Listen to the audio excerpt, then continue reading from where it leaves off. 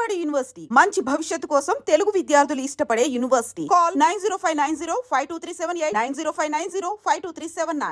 2013లో జనవరి 21 దిల్సుఖ్ నగర్ గాని, లుమ్ని పార్క్ గాని, గోకుల్ చాట్ భండార్ గాని అక్కడ సీరియల్ బంబ్ బ్లాస్ట్ జరిగింది.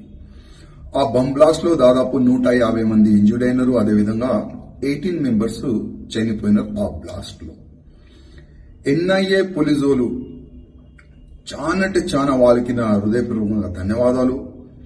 చాలా కష్టపడి కొంతమంది టెర్రరిస్ట్ ని పట్టుకున్నారు.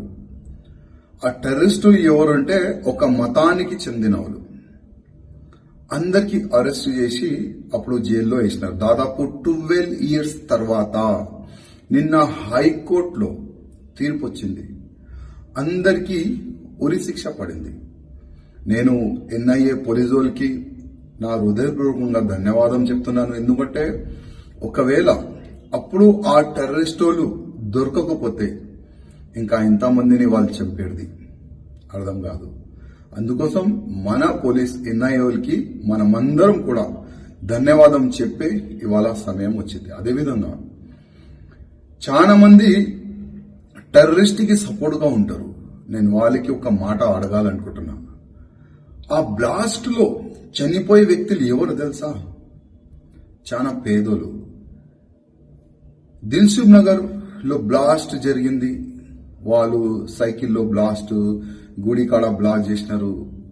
అక్కడ ఎవరు నిలబడ్డారు? అక్కడ పేద ప్రజలు. దాంట్లో హిందూ ఉండే, ముస్లిం ఉండే, సిక్కులు ఉండే, ఇసాయిలు ఉండే, అన్ని ధర్మానికి చెందిన వాళ్ళు అక్కడ ఉండే.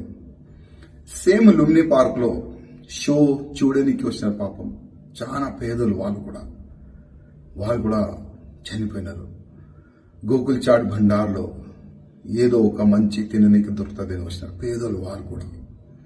వాళ్ళు కూడా చనిపోయినారు.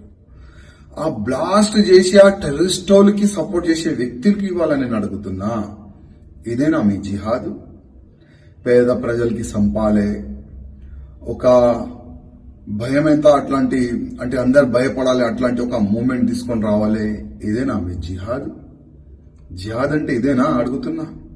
ఇవాళ ఇండియన్ ముజాహిద్దీన్ ఒక ఆర్గనైజేషన్ మేమే చేసినాం బ్లాస్ట్ అని వాళ్ళు కూడా అప్పుడు యాక్సెప్ట్ చేసినారు.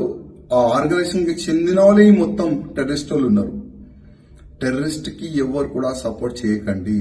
ఎందుకంటే టెర్రరిస్ట్ కి ఏ మతం ఏది కూడా ఉండదు అని కొంతమంది కామెంట్ చేస్తారు. అది ఎంతవరకు నిజం నాకైతే దాంట్లో వాస్తవం ఏం కనబడదు. ఎందుకంటే ఇవాళ ఈ 4 మెంబర్స్ అరెస్ట్ అయిన వ్యక్తులు పేరు మీరు చూసుకోవాలి, ఎవరు ఉన్నారు వాళ్ళు. దాంట్లో ఒక్క వ్యక్తి 8 మెయిన్ యాసీన్ భట్కల్, ఆయన ఎస్కేప్ ఉన్నారు. ఇప్పటివరకు ఆయన దొరకలేదు. ఇంకా వీళ్ళు ఇంకా ఎంతమంది ఉన్నారు ఏంది ఎన్ఐఏ ఆల్రెడీ బయట పెట్టింది. కానీ నేను ఎన్ఐఏ కోర్టుకి రిక్వెస్ట్ చేస్తున్నా, వీళ్ళకి ఉరి శిక్ష వేయకండి. నరి రోడ్ పైన వాళ్ళకి పెట్టి షూట్ చేస్తే చాలా బాగుంటుందని నేను ఎన్ఐఏ పోలీసు వాళ్ళకి రిక్వెస్ట్ చేస్తున్నా. ఒక అప్లికేషన్ మీరు కోర్టులో వేయాలి.